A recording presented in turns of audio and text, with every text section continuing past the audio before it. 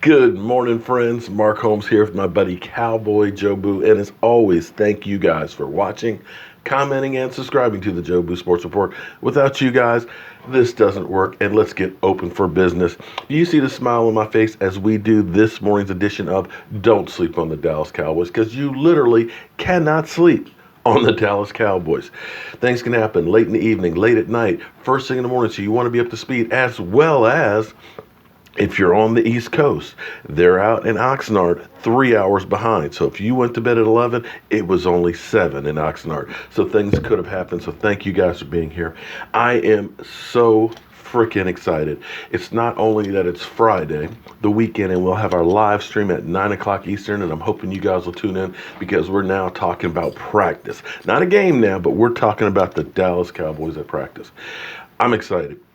Next week, next Wednesday, Michael and I will be jetting to California, and we'll be at training camp on Thursday and there Friday. So I'm hoping we'll get to meet some of you guys. We got some things planned. You never know who we'll be with. Now, as far as our Dallas Cowboys in the first day of training camp. Now, understand, they don't get into pads until tomorrow. This is just kind of conditioning, kind of easing them into camp. They don't actually start hitting till tomorrow. But you can start to get a feel for things that they're going to be doing. First of all, Chaz Green left practice on the cart to get an IV. That's right, the weather now beat Chaz Green. In other news, DeMarcus Lawrence has dubbed the defensive pass rush the Hot Boys. Now, last night in our final word of the Dallas Cowboys, I made a reference that a lot of you guys didn't understand because I was saying, what the hell is a public enema? I know what the Hot Boys were, but I was trying to make it a little bit funny. In fact, let me give you guys what that reference is. It's actually from the movie House Party. And here's that clip real quick.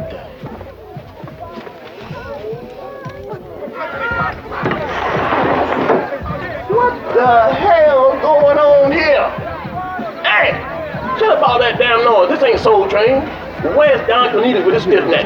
Hey, you shut up all that damn noise. I paid $15,000 for this house. Who else is over there? Public Enema? What's his name? Public Enemy? Public Enema? What the hell is a public enema anyway? Who will give a public enema? Walter. Hey, brother, you by yourself. What's wrong, brother? Maybe that big waterhead you got. Hey, shut up all this damn noise. Hey, baby. Yes, you have got some nice ones. Walter. Oh, baby, shut up. I'm just playing with the little kids. You should come down and find out what she's eating, and maybe you can get you some. Hey, y'all shut the hell up down here. I got some for you, man. You stay right there. You stay right there. You're a bitch. Go police. Here. What are you doing? Calling the police. For what? These kids are driving me crazy with all this damn Yeah, noise. that's Call one of them my on favorite yourself. clips. What the hell is a public enema anyway? I was trying to show you guys how old I am, that I'm that grumpy old man and stuff and not hip to Hot Boys. I got to be honest with you. That's not the one for the defense. Last year, we were talking about the orphans is what Rod Martinelli kind of put out there. That just didn't stick either.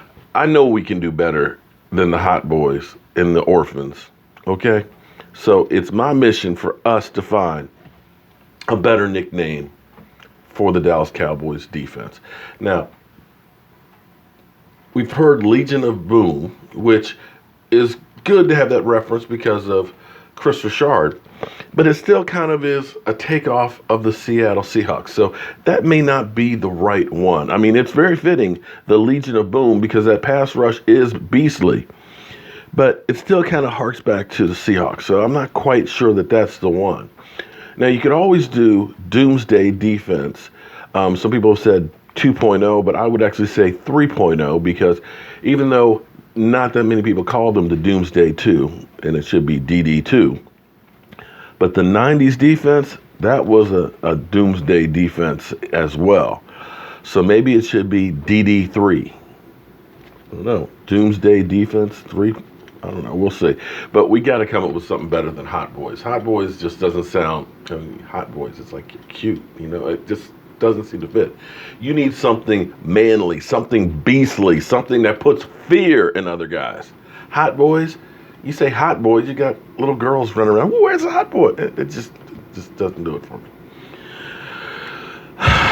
Now, as far as our offense, Scott Linehan admitted that he kept the route tree kind of restricted last year for whatever reason. We're not going to go into the if, ands, buts, or why. He just did. And with Dez Bryant basically was always going to line up on the outside. And if you had him running just 5 routes, whether it's because Dez didn't run the other ones that well, or because you were just dumb enough to just give him 5, whatever the reason, it's kind of easy to figure out what he's going to do. You got a 20% chance of just guessing that what route he's going to run and being right. It's not good if you're the offense. But yesterday, which we started out with Cole Beasley and Allen Hurns basically lined up as a 1 and 2 in 2 wide receiver sets. What they did, which was interesting, is you now have guys that are a little more versatile.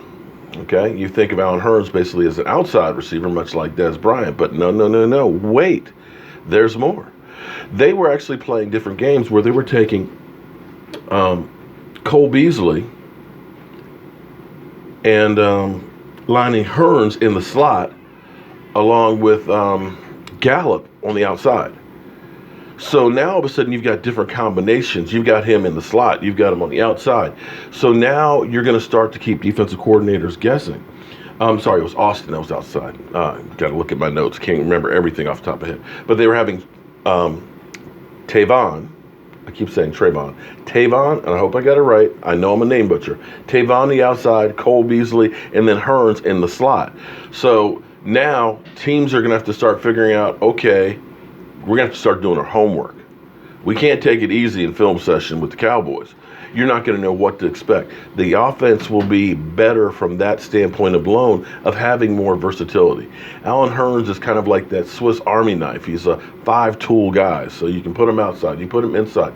And these different combinations, especially with speed, could be really, really good for this offense, especially with Dak Prescott's thing of finding the open guy. You get 3 speedsters out there, somebody's going to break loose, especially if you're worried about Zeke Elliott, who is looking really sleek right now, looking really quick with his mind clear, running the ball well. So look for the offense to be able to do a lot better steaming Willie Beeman than we did that second half of the season. And speaking of Zeke Elliott, I think we're going to see a night and day difference from last year where he had the weight of the world on his shoulder. He's looking really, really quick. He's looking sleek. I mean, he looks like he's in one hell of a shape right now, and I'm happy to hear that. And, of course, we automatically right now, Connor Williams from the beginning of OTAs, minicamp, and everything else has been inserted as the guard, and it doesn't look like that's going to change. So as far as the offensive line goes, at this moment, it looks like you've got Tyron Smith, you've got Zach Martin, the multi-million-dollar man, Travis Frederick, Connor Williams, and Lyle Collins. Now, again, this is still practice without pads, so doesn't necessarily mean a lot, but you're seeing Goff Swarm as a starting tight end. Cole Beasley and Allen Hurns, and of course, are almost all number 1 offensive line starting there together. So that's looking like the starting lineup. Defensive-wise, it looks like Jaylon Smith is still the number 1 linebacker there. Van Der Esch is working out with the 2s. Now, again, it's still early, but Jaylon Smith is moving really, really well, and so far yesterday was practicing without the brace. If he can play with the brace and has that flexibility, you could be looking at a real beast, especially on pass rushing. The thing Stephen Jones kind of brought light to, because a lot of people are like, you got Jaylon Smith, you got Sean Lee, you got Van Der Esch. And I'm not sure, as they put it, if anybody had all of their starting linebackers make it through the whole season. And that, of course, was the biggest bugaboo we had, was losing Sean Lee and not having anybody else other than Jaylon Smith on one leg. So Van Der Esch, so far, is looking really quick, looking pretty good, the second backup. So if we do have somebody go down, we're not scraping the bottom of the barrel. We're bringing in somebody who can step up, hopefully.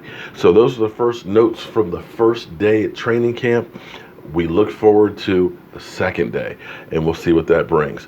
But don't forget, tonight, 9 o'clock Eastern, we'll be live streaming. And be sure to check out Michael Anthony, because Michael Anthony actually has a theory on Earl Thomas. So as always, friends, I will see you soon, because I got to go get to my day job. Have a great day.